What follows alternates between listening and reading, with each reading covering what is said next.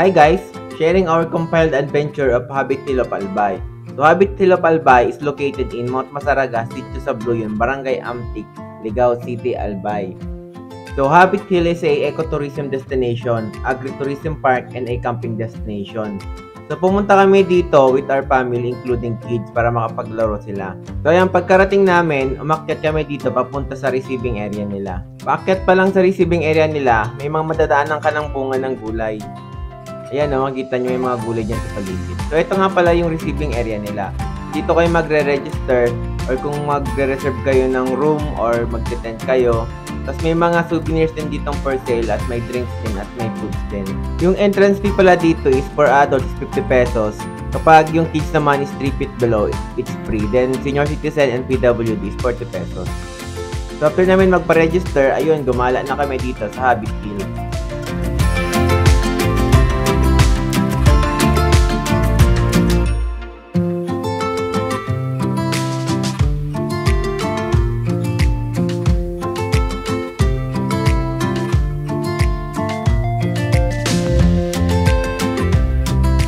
So ito guys yung bird nest nila. Kapag maganda yung weather, kitang-kita dyan ng Mayon Volcano. Bukod dyan sa bird nest, marami pa silang mga amenities dito. Like yung merong bisikleta na pwede ka magpa-picture, merong malaking kawa, may giant tirador, may campfire ground, at saka yung mga habit house. Marami yung habit house nila dito. Yung ibang habit house is pwede kayo pumasok. Yung iba, hindi ko lang alam kung pwede kayo pumasok or open sa public. Pwede rin pala kayo dito mag-prenup. Tingnan nyo na lang dun sa page nila kung magkano yung rate ng prenup. Updated naman palagi yung FAQ nila dun, yung frequently asked questions section ng page nila. So ito na nga guys, andito tayo sa parang giant tirador. Tapos ito may mga bench sila dyan kung gusto mag-picnic. Yan, maganda. Tsaka kita nyo na rin dyan yung habit house na open. Yan.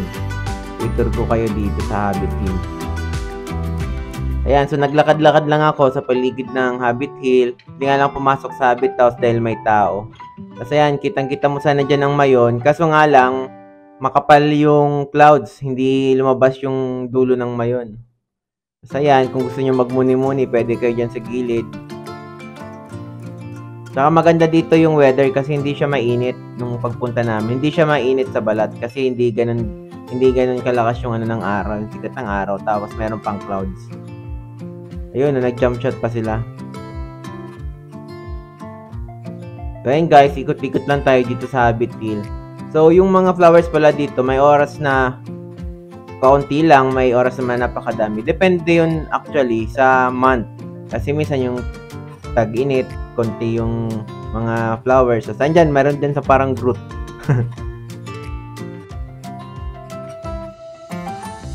Ayan, taka may mga months din na bagyuin talaga na syempre ma-apektuhan yung mga bulak-bulak. Yung transpo pala papunta dito guys, pwede kayo magdala ng sasakyan, motor or bisikleta. Kaso nga lang yung sasakyan, kailangan nyo siya i-park sa baba at maglalakad talaga kayo paakyat. Don't worry guys kasi saglit lang naman yung lakad nyo, baka less than 5 minutes na lang yun.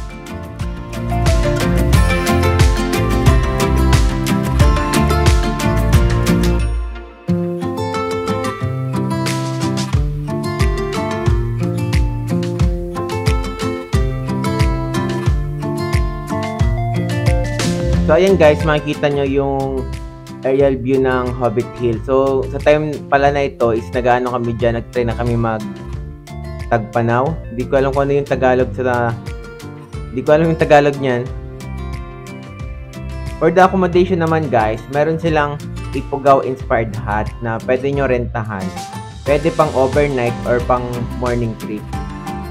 So, depende sa inyo kung gano'n nyo katagal gusto mag-stay dito. Pwede nyo yung rentahan. O kaya, meron din naman silang tent na pwede nyo rin i-rent. O kaya, pwede ka rin naman magdala ng sarili mong tent na gagamitin. Nag-overnight pala kami dito guys. Nag-rent kami ng 2 Ifugao hut at saka may dala kami isang tent. At may mga dala din pala kami mga camping gears like yung pang-init ng tubig. So, be prepared na lang din kung pupunta kayo dito. Pero kung in case naman kulang kayo sa gamit, pwede kayo humingi ng tulong dun sa receiving station kasi meron din sila doon ng mga for sale like uling or kung ano pang pwedeng magamit nyo sa pagluto-luto nyo. Huwag nyo pala kalimutan magdala ng jacket kasi malamig dito paggabi. Meron din pala silang binebentang rice coffee. Masarap yun dito guys kasi malamig yung lugar dito, lalo pag umaga, sobrang lamig. So yun na nga guys, umaga na, so picture ulit kami. Ayan, kasama yung buong pamilya. Enjoy na enjoy dito yung mga kids kasi nakakatakbo sila dahil meron tong flat area na pwede sila tumakbo at makipaghabulan. Pati yung mga pets, pwede nyo rin dalhin dito. Basta maging responsable lang. Ito pala yung loob ng Habit House. So sa loob niyan, makikita mo yung view ng Mayon. For the comfort room naman guys, standard comfort room ang meron sila. Pero malinis ito dahil ang tubig dito ay galing sa bundok mismo. So hanggang dito na lang guys. Salamat sa panonood. If you like the video, please subscribe.